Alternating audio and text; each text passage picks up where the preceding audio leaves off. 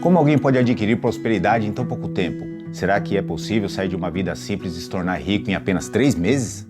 Como alguém pode ter uma mudança de vida radical apenas por acolher a arca de Deus dentro da sua casa? Será que é possível vivermos essas mesmas prosperidades que ocorreu na casa de Obed-Edom também nos dias de hoje? Isso é tão possível e lógico que aconteça porque, na verdade, esta é a vontade de Deus para com seus filhos que o amam e guardam a sua palavra. Mas para que isso aconteça, nós precisamos analisar em detalhes o que realmente aconteceu na casa de Obed-Edom para que ele fosse abençoado de uma forma tão extraordinária. Então pegue já a sua Bíblia, seu caderninho de anotação e bora analisar esse estudo.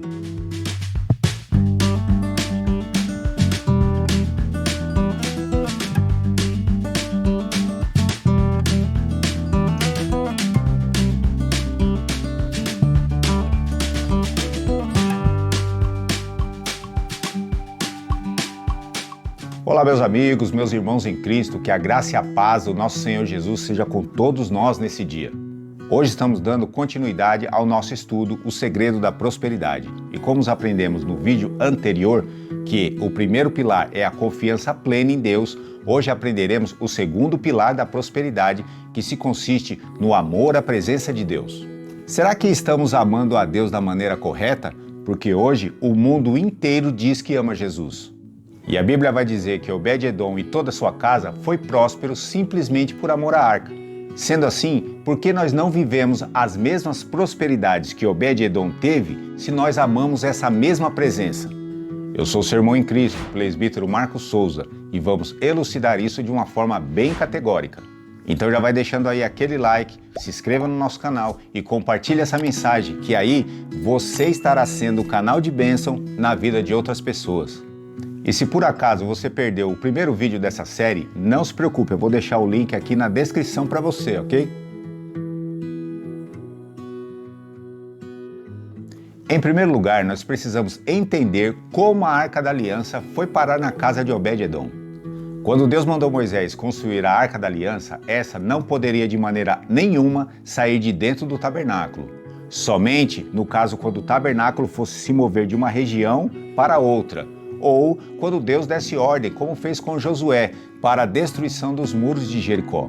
Mas na época ali de 1 Samuel 4, os sacerdotes que ministravam no templo eram Hofni e Finéias, os dois filhos do sacerdote Eli.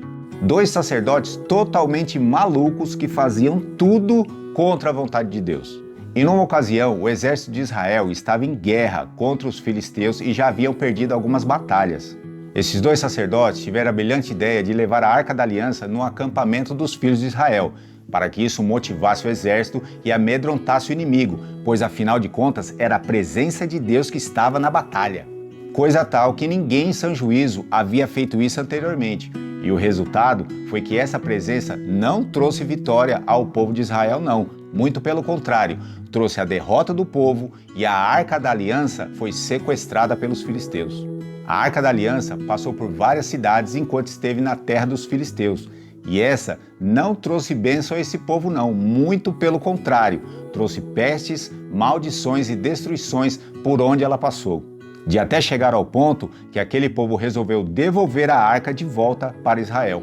A arca foi sendo conduzida por carros de boi, e ao chegar na divisa entre a terra dos filisteus e a terra de Israel, ela parou na cidade de Bet-Semes. O povo se alegrou ao ver a arca de Deus voltando para Israel, mas alguns curiosos resolveram dar uma olhada dentro da arca, e nesse episódio, ao invés de serem abençoados por essa presença, foram mortos 70 homens naquele dia.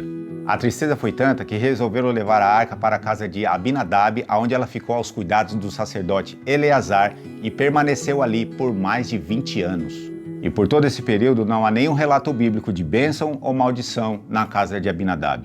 Quando Davi assumiu o reinado, ele resolveu trazer de volta a Arca de Deus para Jerusalém, local de onde ela nunca deveria ter saído.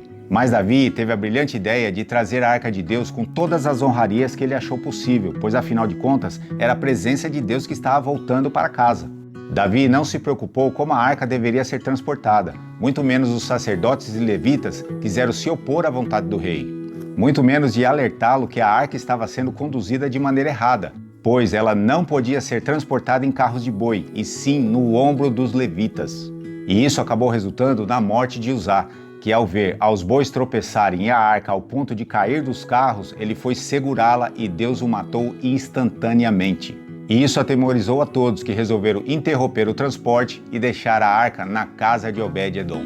Este homem, que ninguém sabe ao certo quem ele era, pois algumas linhas teológicas vão dizer que ele era um filisteu morando em Israel, porém algumas outras linhas vão dizer que ele era um levita pobre que morava por ali.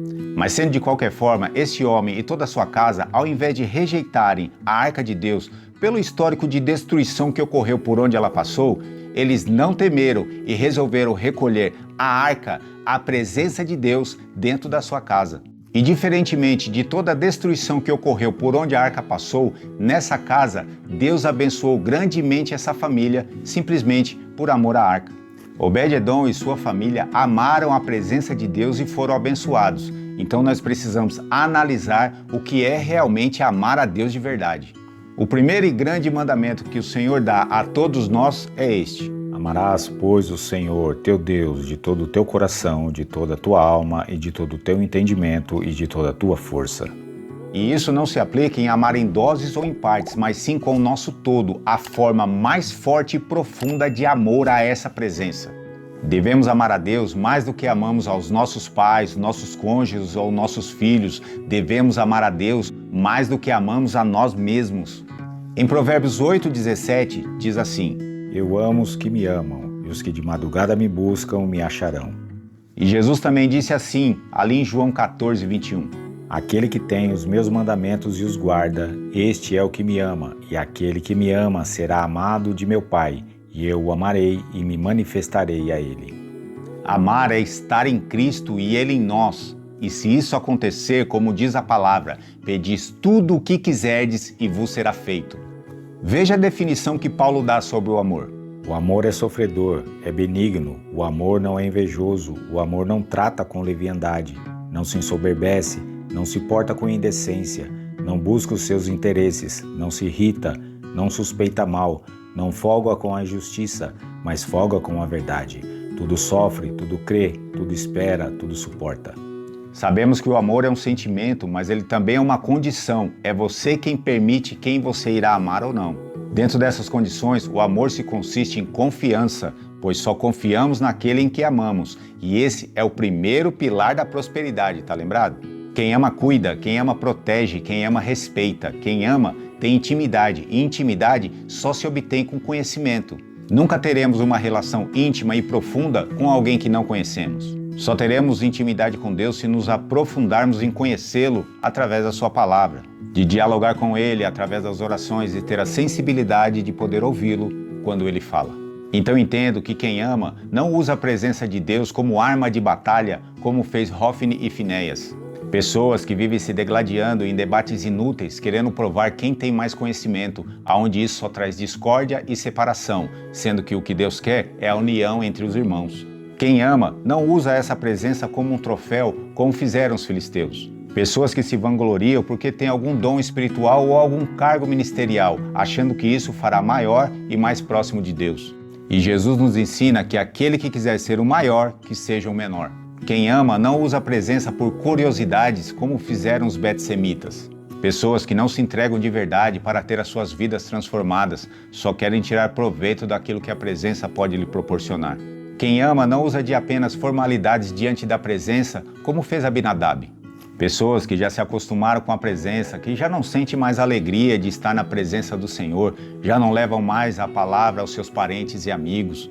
Caíram num completo costume e só se preocupam em fazer o seu papel de cristão, pois afinal de contas, a arca está ali todos os dias. Tem mais prazer de falar sobre diversos assuntos do que falar da palavra de Deus. Porque o Senhor disse: pois que esse povo se aproxima de mim, e com a boca e com os lábios me honram, mas o seu coração se afasta para longe de mim, e o seu temor para comigo consiste só em mandamentos de homens em que foi instruído. Quem ama não toca na presença de maneira errada, como fez Uzá, que mesmo tendo boa intenção, acabou resultando em sua morte. Pessoas que confiam cegamente nas instruções de seus líderes, não consultam a Deus, não consultam a palavra para saber se seu líder está correto ou não. Tem a capacidade de confiar mais em homens do que em Deus. Tem até boas intenções para com as coisas de Deus, mas essa cegueira poderá levá-los à morte. Então, a partir de hoje, usemos do verdadeiro amor, aquele amor de Obed-Edom. Mesmo que não saibamos como manipular essa presença, mas nos esforçamos a cada dia para compreendê-lo e criar uma intimidade com o nosso Criador. Respeitá-lo, cumprir seus mandamentos, amar o nosso próximo, esse é o verdadeiro amor à presença de Deus. Este é o segundo pilar da prosperidade. Quer ser abençoado como foi Obed-Edom? Ame essa presença, não como o mundo diz que ama, mas ame da forma correta. Medite na palavra de dia e de noite, não tenha vergonha de falar dessa palavra na sua casa, aos seus parentes, aos seus amigos. Desenvolva orações sinceras e diárias com Deus, desenvolva intimidade e aprenda a escutá-lo quando Ele fala. Que o Senhor Jesus seja o seu primeiro pensamento ao acordar e o último pensamento ao ir dormir. Frequente os cultos, ajude a sua igreja, ajude os seus irmãos necessitados, faça a obra de Deus com zelo e amor. Desenvolvendo esse amor verdadeiro e a plena confiança em Deus, você já tem os dois pilares que te farão prosperar. Coloque isso em prática hoje e eu tenho certeza que as coisas começarão a mudar de imediato na sua vida, como foi na casa de Obed-Edom, amém? E com isso, nós encerramos mais uma parte do nosso estudo. E se você ficou comigo até aqui, é sinal que você gostou. Então deixe seu like e se você não se inscreveu, se inscreva no nosso canal e principalmente compartilhe essa mensagem com quem você ama.